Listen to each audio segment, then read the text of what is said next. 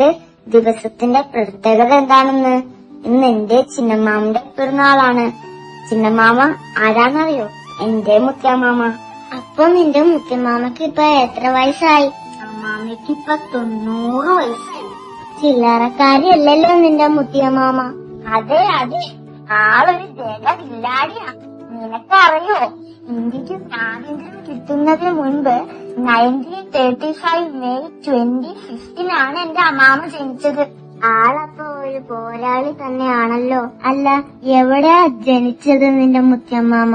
വിശ്വാസവും സ്നേഹവും ചേർന്ന ഒരു പുള്ളി ചെറായി എന്ന കടലോര ഗ്രാമത്തിൽ വാളൂരാൻ വീട്ടിൽ ആഗസ്തിയുടെയും മറിയാമ്മയുടെയും 5ാമത്തെ മകളായി വെളിച്ചം വെളിപ്പെടുത്തുന്ന തിരമാലകൾക്കും മണ്ണിനു മീതെ കത്തുന്ന മിഴിയുള്ള ചിരികൾക്കും ഇടയിൽ അവൾ ഒരു മാലാഖയെ പോലെ പെരുന്നു. ഇത് പൊളിക്കും. ഇതിനും കളറാണ് അമ്മാമ്മന്റെ ലൈഫ്. എനിക്ക് കേൾക്കണോ? ആണോ? അപ്പൊ ഒന്ന് കേൾക്കണല്ലോ. അതേ വർഷം തന്നെയാണ് അമ്മാമ്മ മാമോദീസ സ്വീകരിച്ചത്. അന്നമ്മ എന്നാണ് അമ്മാമ്മയുടെ മാമോദീസ പേര്. കോട്ടക്കൽ ആന്റണിയും കാച്ചപ്പിള്ളി ത്രേസ്യയുമാണ് അമ്മാമ്മയുടെ തലതൊട്ടപ്പനും തലതൊട്ടമ്മയും. അങ്ങനെ നമ്മളെ പോലെ കുറച്ച് കുസൃതികളും കുറുമ്പുകളും ഒക്കെ കാണിച്ച് ആംഗളന്മാരോടും പെങ്ങളന്മാരോടും കൂട്ടുകാരോടും മൊത്തം കളിച്ച് ചിരിച്ച് സ്കൂളിലൊക്കെ പോയി നല്ല മിടുക്കിയായിട്ട് പതുക്കെ പതുക്കെ വളർന്ന് വലിയ കുട്ടിയായി. പഠിക്കാനൊക്കെ മിടുക്കിയായിരുന്നു. കണക്കിൽ കെങ്കേമി. ഓ, അപ്പ ഇത് വലിയ കുടുംബമായിരുന്നു. അതെ, അമ്മാമ്മേന്റെ അപ്പൻ വലിയൊരു ബിസിനസ്കാരനായിരുന്നെന്നാ ഞാൻ കേട്ടേക്കുന്നേ. പലചരക്ക് കട, റേഷൻ കട, പച്ചമരുന്ന് കട, പച്ചക്കറി കച്ചവടം, അങ്ങനെ കുറെ. ഇത് പോരാഞ്ഞിട്ട് അമ്മാമ്മയുടെ അമ്മയ്ക്കും വേറെ കുറെ ബിസിനസ് ഉണ്ടായിരുന്നു. പിന്നെ വേറൊരു കാര്യം കൂടി ഉണ്ട്. അതെന്ത് കാര്യമാണ്? പണ്ട് ചിന്നമ്മാമ്മയുടെ അപ്പൻ കൊച്ചിയിലെ ചരക്കെടുക്കാൻ പോകുമ്പോൾ വീട്ടിൽ നിന്ന് ഇറങ്ങണമെങ്കിൽ അന്നത്തെ കുട്ടി ചിന്നമ്മയുടെ കയ്യിൽ നിന്നും ഒരു പിടി കാശ് കിട്ടാതെ അപ്പൻ വീട് വിട്ട് പുറത്തിറങ്ങില്ല. ചിന്നമ്മാമ്മയുടെ കയ്യിൽ നിന്ന് കാശ് കിട്ടാതെ പോയാൽ നല്ല ചരക്ക് കിട്ടില്ല എന്നാണ് അപ്പൻ പറയാറ്. അപ്പ കുക്കിങ്ങില് മാത്രമല്ല കൈപുണ്യം. അല്ല, നമ്മുടെ അപ്പാപ്പനെ എപ്പോഴാണ് അമ്മാമ്മക്ക് കിട്ടിയത്? 1952 മെയ് 12 ചെറായിലെ ഇടവക ദേവാലയത്തിൽ വെച്ച് ഇരുവരും വിവാഹം എന്ന കൂതാശ വഴി ഒരു കുടുംബമായി. ലവ് മാരേജ് ആയിരുന്നോ അറേഞ്ച്ഡ് മാരേജ് ആയിരുന്നോ? വൺ സൈഡ് ലവ് ആണെന്ന് അമ്മാമ്മ പറഞ്ഞത്. വൺ സൈഡ് ലവോ? ആർക്ക്? കേൾക്കട്ടെ കേൾക്കട്ടെ. കല്യാണത്തിന് മുന്നേ ഇവർ ഇടയ്ക്കിടയ്ക്കൊക്കെ കാണുമായിരുന്നു. ഇവർ ബന്ധുക്കളായിരുന്നല്ലോ. അങ്ങനെ ഇരിക്കെ അപ്പാപ്പന് അമ്മാമ്മയോടൊരിഷ്ടം. മാന്യനായ നമ്മുടെ അപ്പാപ്പൻ അത് വീട്ടിൽ പറഞ്ഞു.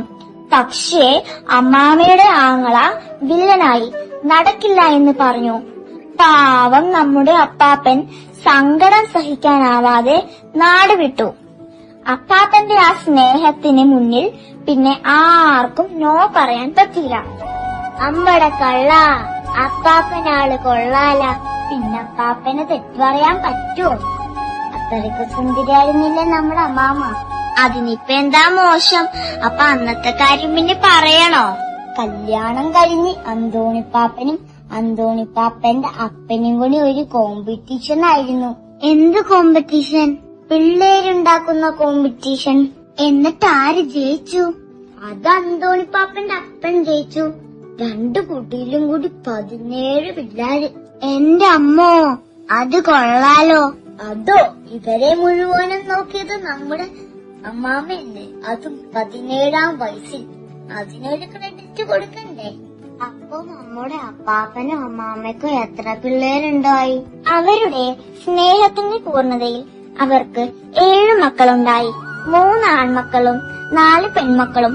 അങ്ങനെ അവർ ഒരു കുടുംബമായി സന്തോഷത്തോടെ ജീവിച്ചു. വർഷങ്ങൾക്ക് ശേഷം ഇവരെല്ലാരും ജനിച്ചു വളർന്ന കാരണക്കോടത്ത് നിന്നും രാജനഗരി എന്ന് പേര് കേട്ട തൃപ്പൂണിത്തുറായുടെ സ്വന്തം പുതിയകാവിലേക്ക് താമസം മാറി. അതാണോ നമ്മുടെ പുതിയകാവത്ത് തറവാട് വീട്? അതെ. പിന്നെ മക്കളെല്ലാവരും വിവാഹം കഴിച്ച് അങ്ങനെ നമ്മുടെ അമ്മാമ്മയ്ക്ക് നല്ല കിഡിലെ 6 മരുമക്കളെ കിട്ടി. പിന്നെ അവർക്കും മക്കളുണ്ടായി. അങ്ങനെ അമ്മാമ്മയ്ക്ക് 13 നല്ല ഉശിരൻ പേരക്കുട്ടികളെ കിട്ടി. ഈ പേരക്കുട്ടികളും വിവാഹം കഴിച്ച് അവർക്കും കുട്ടികളുണ്ടായി. അത് എത്ര പേരാണ്? ഇപ്പൊ നിലവില് 9 ഗ്രേറ്റ് ഗ്രാൻഡ് ചിൽഡ്രൻ ഉണ്ട്. എത്ര ഉണ്ടാവുന്ന എനിക്കറിയില്ല. അമ്മാമ്മയാണെങ്കിൽ ഇനി ഏത് പേരക്കിടാവാണ് അടുത്ത ട്രോഫി കൊണ്ടുവരുന്നതെന്ന് നോക്കിയിരിപ്പാണ്. എന്റെ ചിന്നമ്മാമ സൂപ്പർ വുമനാണ്. എന്താണ് നിന്റെ അമ്മാമ്മയെ സൂപ്പർ ആക്കുന്നത്? ഒറ്റയ്ക്ക് വഴിവിട്ടി വന്നവളാണ് എന്റെ അമ്മാമ. ലോകത്തിന്റെ ഏത് കോണിലും ഒറ്റയ്ക്ക് യാത്ര ചെയ്യാൻ അമ്മാമയ്ക്ക് പേടിയുമില്ല, മടിയുമില്ല. അന്ധകാലത്ത് ഒറ്റയ്ക്ക് ട്രെയിൻ കയറി ബാംഗ്ലൂരിൽ പോകുമായിരുന്നു. അത് ചുമ്മാ പോക്കൊന്നും അല്ല. പോയി തിരിച്ചു വരുമ്പോൾ സാരിയിൽ കുപ്പി ആരും കാണാണ്ട് പൊതിഞ്ഞോണ്ട് ഇങ്ങോട്ടേക്ക് കടത്തും. You mean smuggling? അങ്ങനെ പറയാം. നിന്റെ അമ്മാമ ബാംഗ്ലൂരിൽ ഒറ്റയ്ക്ക് പോയെന്നോ? എന്നാ നിന്റെ അമ്മാമ സൂപ്പർ തന്നെ. ഈ ബാംഗ്ലൂർ എവിടെ കിടക്കുന്നു? ഇന്ത്യക്ക് അപ്പുറം കടലും കിടന്ന് യൂറോപ്പ് എന്ന ഭൂഖണ്ഡത്തിൽ ജർമ്മനിയിലേക്ക് ഒറ്റയ്ക്ക് യാത്ര ചെയ്ത ആളാണ് ഞങ്ങളുടെ അമ്മാമ. അതും കണക്ഷൻ ഫ്ലൈറ്റിലേക്ക്. അപ്പൊ നിന്റെ അമ്മാമ സൂപ്പർ വുമൻ അല്ല, വണ്ടർ വുമനാ. ജർമ്മനിയിൽ മാത്രല്ല, അവിടെ നിന്ന് ഇറ്റലി, റോം, വത്തിക്കാനൊക്കെ പോയിട്ടുണ്ട്.